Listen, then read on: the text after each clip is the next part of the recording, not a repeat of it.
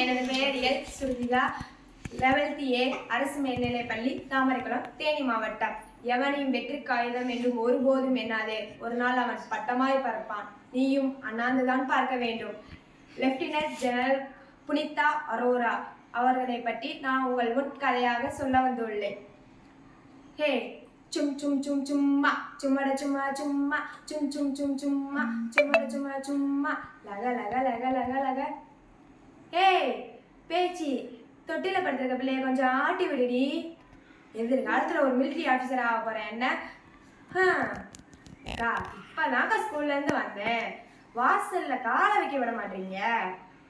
அரோரா அரோரா அரோரா அரோரா. ஏண்டி பிள்ளைய இப்படி அடி தாளாட்டு பாடி தூங்க வைப்ப? எல்லாரும் ஆரோ அரோ அரிரோ ஆரோ அரிரோன்னு சொல்லுவாங்க. நீ என்னடி அரோரா அரோரான்னு சொல்ற? ஏக்கா, இன்னைக்கு காலையில ப்ரேயர்ல எங்க ஹெச்எம் சாரு வீரக்கதா 5.0 டாபிக்ல பரம்வீர் சக்ர விருது பெற்ற நம்ம நாட்டு வீரர்களை பத்தியோ அல்லது இராணுவ சேவை செய்த வீராங்கனைகளை பத்தியோ அவர்களை பெருமைப்படுத்துற மாதிரி பாட்டோ கவிதையோ பிபிடியோ கதையோ கவிதையோ சொல்லணும்னு சொன்னாரு. அதுல விருப்பம் இருக்கிறவங்க அவங்க பேரை இன்சார்ஜ் டீச்சர்கிட்ட கொடுக்கணும்னு சொன்னாரு. அதுக்கு எதுக்கடி அரோரா அரோரான்ற? அக்கா, இந்திய ராணுவத்துல பெண்கள் எப்படி சேவை செஞ்சாங்கன்னு தெரியுமா? கொஞ்சம் கேளு.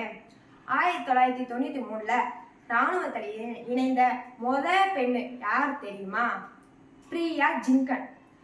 3 நட்சத்திர அந்தஸ்தை பெற்ற புனிதா அரோரா. வீரத்திற்கான சேனா பதக்கம் பெற்ற பெண்ணு மித்தாலி மதுமிதா. ராணுவ நர்சிங் சர்வீஸ் மேட்டர் இன் சீப்பாக உயர்ந்த 2 நட்சத்திர அந்தஸ்தை பெற்ற பெண் அதிகாரி ஆலிம்ஸ்ட்ராங். சுபாஷ் சந்திர போஸ் நடத்திய இந்திய தேசிய படையின் ஜான்சி ராணி படை பிரிவை சேர்ந்த லட்சுமி சாகல்.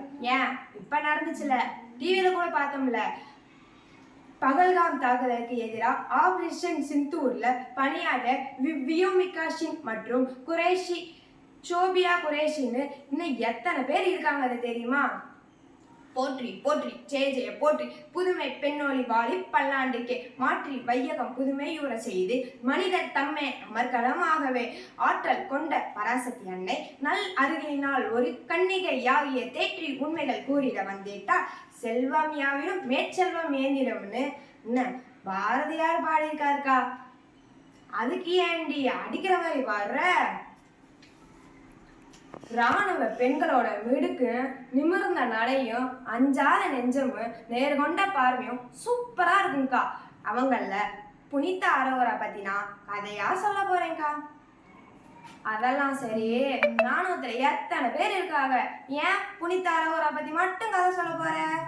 ஏக்கா, அவங்கள பத்தி நான் சொன்னேன்னா தொட்டில கடுத்துருக்கோம் புள்ள கூட எந்திரிச்சு நடக்க ஆரம்பிச்சுங்கக்கா. அப்போ கைவண்டி வாங்குற செலவு மிச்சமா? சரி சரி, அவங்கள பத்தி கொஞ்சம் சொல்லு பாப்போம். நீ சமையல பண்ணிக்கிட்டே கேளுக்கா. நம்ம இந்தியாவில இருந்து பாகிஸ்தான் பிரிஞ்சப்ப புனிதா அரோரா 1 வயசு குழந்தை. அந்த பிஞ்சு குழந்தை ஒரு அகதியா நம்ம இந்தியாவுக்கு வந்து குடியேறினாங்க. அப்ப அவங்க குடும்பத்தோட சொத்து எவ்வளவுன்னு தெரியுமா? ஒரே ஒரு கண்ணாடியும் ஒரு போர்வையும் மட்டும்தான். அடப்பாவமே, இந்த கண்ணாடி போர்வை வச்சு என்னடி பண்றது? பேச்சனத்துக்கு கூட போகாது போல ஒரு பண்டவத்துல இருந்தா கூட வித்து பசியாக்கிட்டு போயிடலாம். இது நம்மளை விட கொடுமையால இருக்கு. ஆமாக்கா, அது அவங்க குடும்பம் ஒரு கூட்டு குடும்பம். அவங்க குடும்பத்துல யாராவது ஒருத்தர் வேலைக்கு போனாதான் அந்த மொத்த குடும்பத்துக்குமே சாப்பாடு. அக்கா, நம்ம அப்பையாத்தா செத்தப்ப மாமா எப்படி உன்னையும் குழந்தையும் மட்டும் அல்லாம என்னையும் சேர்த்து அவர் மக மாதிரி பார்த்துக்கிட்டாரோ அது மாதிரி. சரிடி பேச்சியாத்தா, ஏன் வசனப்படுற? கவலைப்படாதடி, நாங்களா இருக்கும்ல. சரி சரி, அந்த அம்மா புனிதா அரோரா பத்தி கொஞ்சம் சொல்லுடி. புனிதா அரோரா அம்மாவுக்கு சின்ன வயசுல இருந்தே டாக்டரானும் ஆசை. அதே மாதிரி பூனேயில் இருந்த ஆயுதப்படை மருத்துவ கல்லூரியில் டாக்டருக்கு படிச்சு முடிச்சுட்டு உத்தரப்பிரதேசத்துல உள்ள ஃபதேகர்ல ராணுவ மருத்துவராக வேலைக்கு சேர்ந்தாங்க. அது மட்டுமா,